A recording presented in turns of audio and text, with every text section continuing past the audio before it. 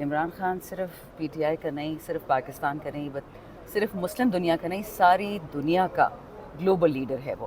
اب وہ اس کارڈر میں چلا گیا ہے کہ سارا عالم اس کو جانتا ہے صرف اپنی خودداری کی وجہ سے. یہ تو ہوگی میری جو خان صاحب کے لیے ایک مخلصی ہے. اب رہ گئی جو ان پہ یہ کیس ہو رہے ہیں، 200 سے زیادہ کیسز ان پہ بنائے ہیں. جنرل باجوہ نے ہمیں بڑا شکرانہ ادا کیا، پہلے ملک بیچ دیا امریکہ کو، پھر یہ ہماری حکومت گرا دی، پھر الیکشن نہیں کیا، اور پھر اب عمران خان کو جیل میں نقلی کیسز میں ڈلوا رہے ہیں وہ اور ان کے پیچھے جو بھی آ رہے ہیں.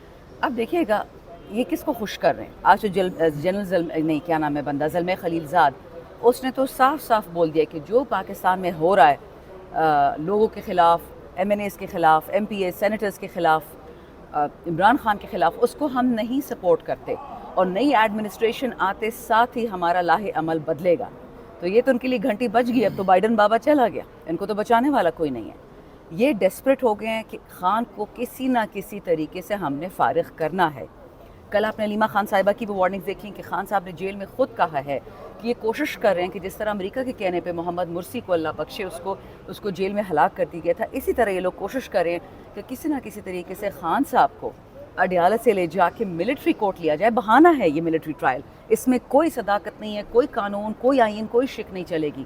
چاہتے ہیں کہ خدا نہ خواستہ جس طرح بھٹو صاحب کی پرانی بلوک ہیں بھی تو نالائق نا، وہی پرانا اسکرپٹ چل رہا ہوتا ہے، تو وہی پلے بک استعمال کر کے خان صاحب کو خدا نہ خواستہ کوئی نقصان پہنچایا جائے. گیم کیا ہے؟ گیم یہ ہے، ان کو اچھی طرح پتہ ہے کہ خان کے بال کو بھی کسی نے ہاتھ لگایا پاکستان کو آگ لگ جانی ہے. آگ لگانے میں پاکستان کی فائدہ کس کا ہے؟ ہمیں تو نہیں ہے، پاکستانیوں کو تو کوئی فائدہ نہیں، تو پہلے سے مر رہے ہیں. مہنگائی سے، بجلی سے، گیس سے، پانی سے، کھانے سے، اسکولوں سے لوگ خودکشی کر رہے ہیں. فائدہ اس ملک کو ہوگا جو ہماری معدنیات کی گندی نظر رکھی ہوئی ہے، جو بلوچستان کو دیکھ رہا ہے، جو کے پی کے کو دیکھ رہا ہے کہ ان کو ہم نے لے جانا ہے. کوئی نہیں لے کے جا سکتا. 1 انچ خطہ پاکستان کا نہیں دیں گے. بنگلہ دیش کا سانحہ ہم دیکھ چکے ہیں، ہمیں نہیں اپنے وطن کسی کو دینا. تو یہ عمران خان کا جو ملٹری ٹرائل کا آج ڈرامہ رچایا جا رہا ہے، صرف اس لیے ہو رہا ہے، یہ ایک نہیں ہوتا آفٹر تھاٹ کہ چلو اور کہیں تو پھنسا نہیں تو اسی میں پھنس جائے گا.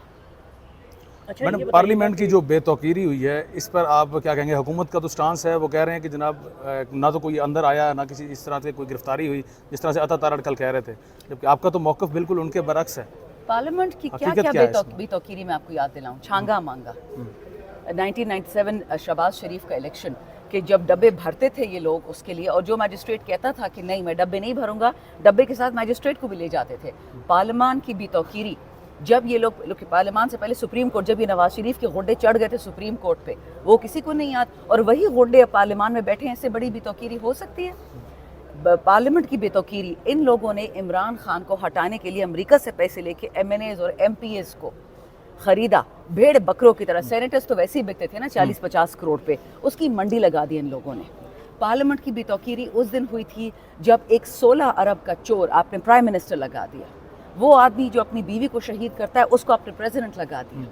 میں آپ کو بتا دوں، میں بہت تلخ الفاظ استعمال کر رہی ہوں، مجھے پتہ ہے مجھ پہ بہت اس کے بعد کانسیکوینسز آنے ہیں، مجھے اس کو بھگتنا پڑے گا، لیکن سچ بولنا اس ملک میں عذاب ہو گیا. خان اسی لیے جیل میں بیٹھا ہوا ہے. بے توقیری پارلیمنٹ کی نہیں ہوئی، بے توقیری ہمارے عوام کی ہوئی ہے. پارلیمنٹ تو بعد میں آئے گی، وہ تو ایک بلڈنگ ہے.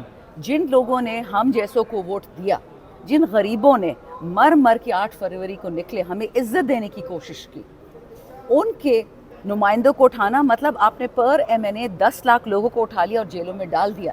یہ عوام کی توہین ہے، یہ آئین کی توہین ہے. فائنلی یہ جو کہہ رہی جی بلڈنگ میں لوگ کیسے گھس گئے، یہ کون تھے جو گھسے ہیں؟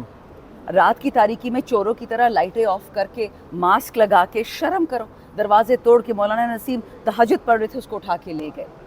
آپ یہ یاد رکھیے کہ پاکستان میں ہندوستان سے کیا فرق ہے. مجھے نفرت ہے آج کل ہندوستان سے موڈی کی وجہ سے، لیکن جب موڈی کے ہندوستان میں پارلیمان پہ اٹیک ہوتا ہے وہ سیدھا انگلی پاکستان پہ اٹھاتے ہیں. اور یہاں پہ موساد نے اٹیک کیا، سی آئی اے نے کیا، را نے کیا. کس نے کیا ہے؟ نام تو بتائیں، کام تو بتائیں. یہ کر کون رہا ہے ہمارے ساتھ؟ آپ کو سمجھ آ گئی کہ وطن کس طرف جا رہا ہے؟ یہ ہمیں توڑنے کی کوشش کریں، بٹ انشاءاللہ کوئی ان کا یہ فضول پینترا کامیاب نہیں ہوگا. نہ پنجابی پٹھان، نہ سندھی بلوچی، نہ کشمیری گلگتی، نہ شیعہ سنی.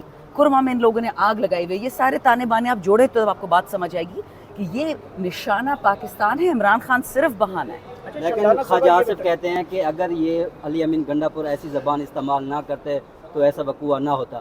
تو آپ یہ سمجھتے ہیں کہ علی امین کو تھوڑا سا نرم لہجے کرنا چاہیے تھا؟ آپ ان سے کہیں کہ آپ لوگوں نے عورتوں کے کپڑے پھاڑ کے اسمبلی میں آ کے بیٹھے ہیں.